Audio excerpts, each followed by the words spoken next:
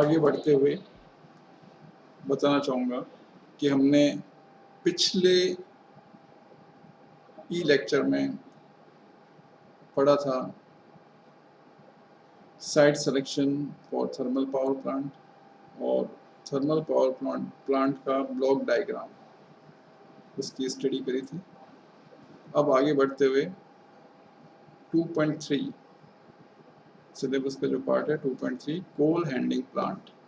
जैसे कि नाम बता रहा है, इसका कोल हैंडलिंग मतलब कोयले को हैंडल करने वाला plant.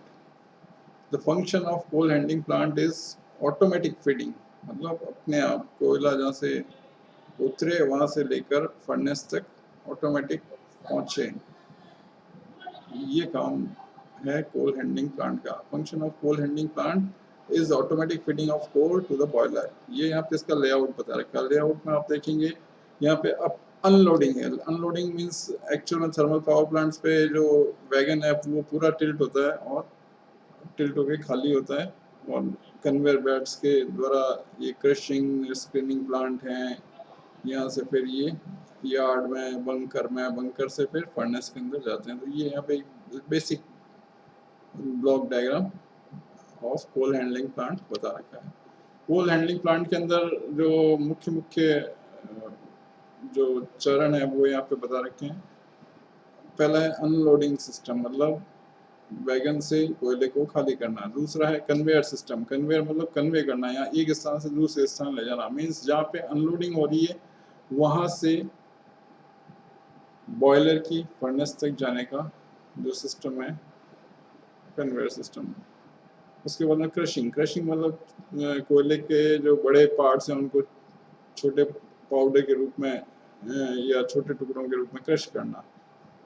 Feeding system, stacking system, ये मैग्नेटिक सेपरेटर, मतलब उसमें कोई मैग्नेटिक पार्ट हो, कोई धातु के जो कोई भी अंश हैं उनको अलग करना। वाइब्रेटरी सिस्टम, कोल को वेमेंट मतलब उसका तोलना। फिर कोल की सैम्पलिंग, मतलब एक पर्टिकुलर साइज का कोयला ये आगे जाए, बाकी बड़े पत्थर है वापस क्रशिंग के लिए चले जाएं। कोल सैम्पलिंग हो गया। उसके बाद में फायर फाइटिंग सिस्टम, ये अग्निशामक, अगर कहीं पे आग लगती है तो उसके लिए ये भी इसी का पार्ट है।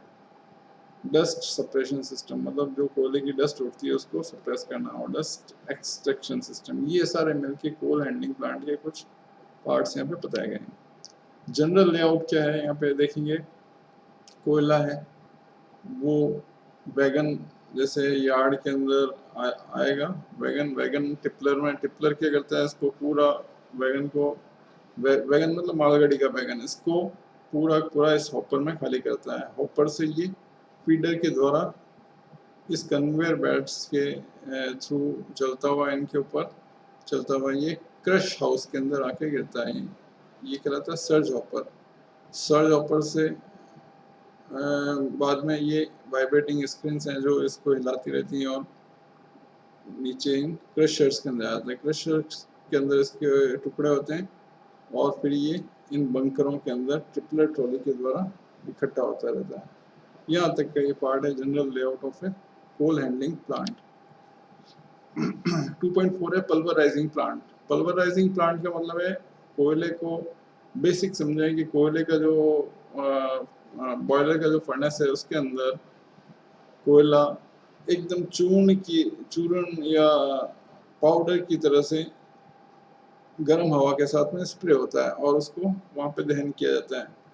तो coal is pulverised means grinded like dust like size particle, means एकदम डस्ट की तरह उसको चूर्ण बनाया जाता है 100 माइक्रोमीटर, और उसको carry to the furnace in a steam of hot air. Means जैसे मैंने बताया कि कोयले को बिल्कुल चूर्ण की अवस्था में करके गर्म हवा के साथ उसको स्प्रे किया जाता है फर्नेस के अंदर। The basic function of pulverizer in a thermal power plant is to break down and crush the coal lumps into fine particle. Means pulverizing plant का मतलब काम यही है कि जो कोयला आता है उसको बिल्कुल फाइन पाउडर के रूप में ब्रेक करना,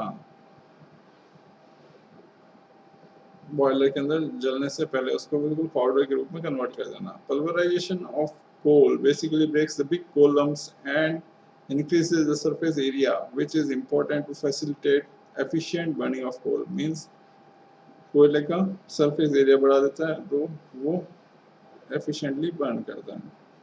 तो सार ये है कि कोयले को बिल्कुल पाउडर के लाइक, डस्ट लाइक साइज में कन्वर्ट करने का काम है ये पल्वराइजिंग प्लांट करता है। 4 प्राइमरी प्रिंसिपल्स हैं इसमें।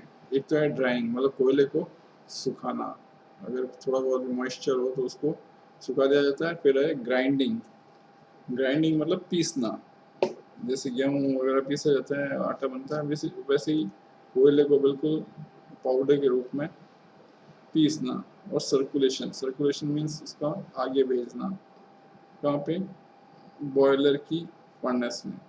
क्लासिफिकेशन, क्लासिफिकेशन मतलब कि उसको देखना, अगर बड़े पार्टिकल है तो उनको वापस बैक कर देना। तो कुल मिला के 4 प्राइमरी प्रिंसिपल इन्वॉल्व हैं, सुखाना, पीसना, सर्कुलेशन और क्लासिफिकेशन। अब ये है कि पल्वराइज्ड कोल के फायदे क्या हैं। पहला, rate of combustion can be controlled and charge quickly to meet the varying load. Means आप जानते हैं कि स्प्रे के रूप में गर्म हवा के साथ में कोयला फर्नेस के अंदर जा रहा है और वो जल रहा है।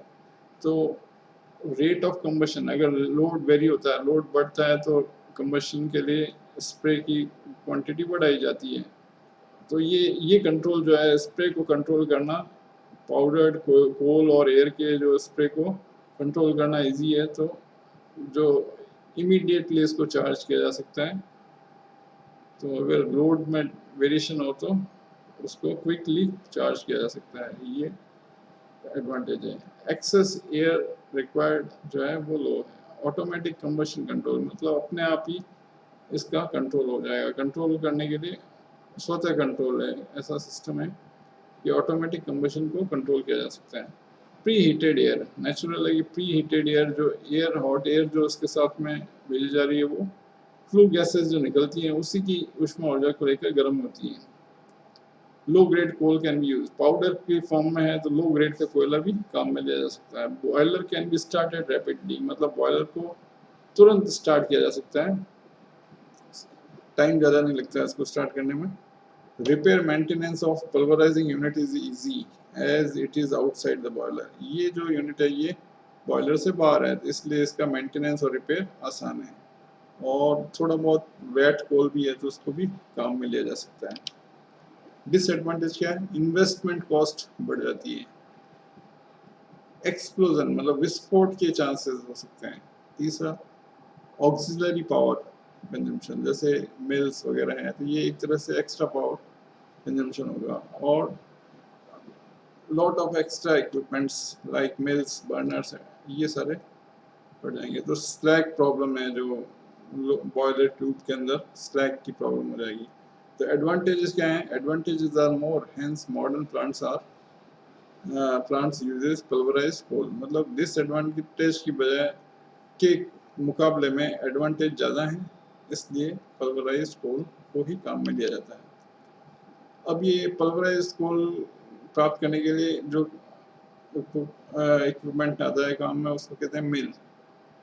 मिल मतलब जैसे अपने फ्लोर मिल होता है वैसे ये मिल्स हैं। तो मिल के 3 प्रकार हैं, मिल के 2 प्रकार हैं।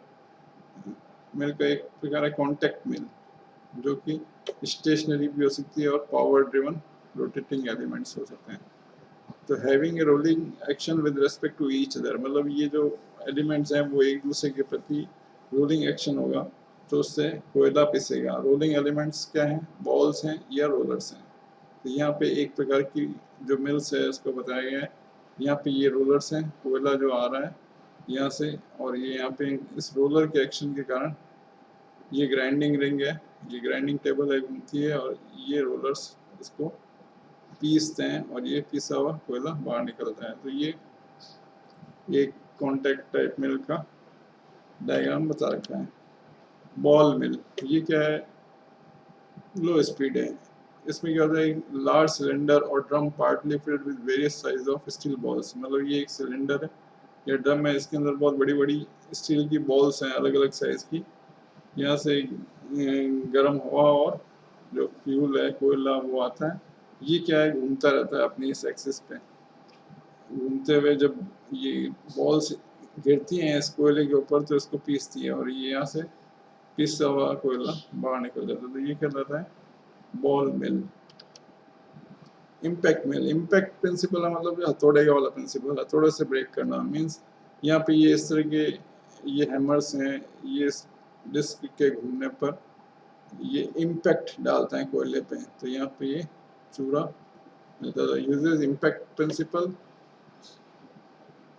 इम्पैक्ट मतलब हथौड़ा का एक्शन, तो इस तरह से ये पाउडर वाला कोयला प्राप्त होता है।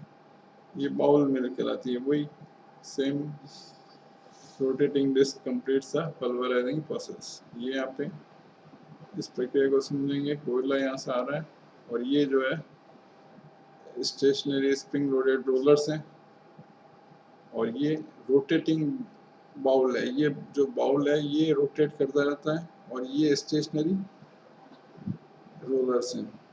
तो इन दोनों के बीच की जो प्रक्रिया है यहाँ पे वो चूर्ण बनता रहता है और ये यहाँ से बाहर भेज जाता है बर्नर के लिए पाउडर। ये यहाँ पे पल्वराइजिंग रॉ कोल है, यहाँ पे आया, यहाँ से मिल के अंदर इसका चूरा होके ये यहाँ से फीडर है, ये फीडर से बर्नर के लिए गया, फर्नेस का बर्नर है और यहाँ से ये हॉट एयर जो है वो इस पंप के द्वारा इसके साथ में मिलती है, मतलब यहाँ पे कोयला आया, कोयला इसको फीड हो रहा है मिल को, मिल में पिसने के बाद ये हॉट, यहाँ से हॉट एयर और ये पिसा हुआ कोयला दोनों मिलके इस बर्नर से होते हुए यहाँ पे इसका दहन होता है, तो उसका एक डायग्राम बता रखा है। धन्यवाद।